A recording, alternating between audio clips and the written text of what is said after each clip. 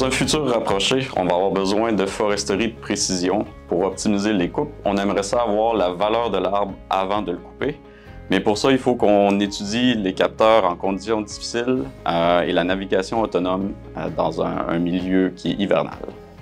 Dans le cadre des travaux qu'on fait au laboratoire de robotique boréale, le NORLab en cours, on se spécialise sur différentes sortes de capteurs pour la navigation et aussi la perception, pour être capable de détecter les arbres grâce aux caméras qu'on utilise, d'être capable de se naviguer grâce à des capteurs tels les lidars ou les radars.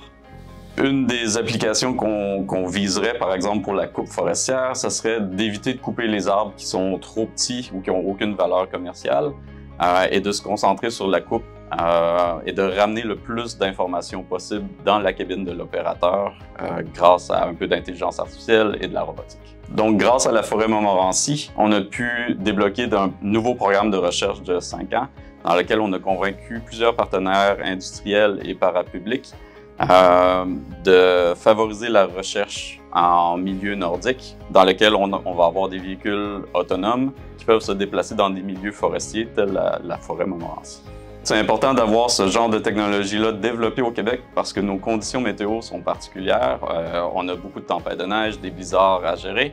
Et la majorité des technologies de voitures autonomes, par exemple, sont développées dans le sud des États-Unis. Donc, on a besoin de savoir ou de trouver des solutions qui sont robustes pour nos conditions spécifiques.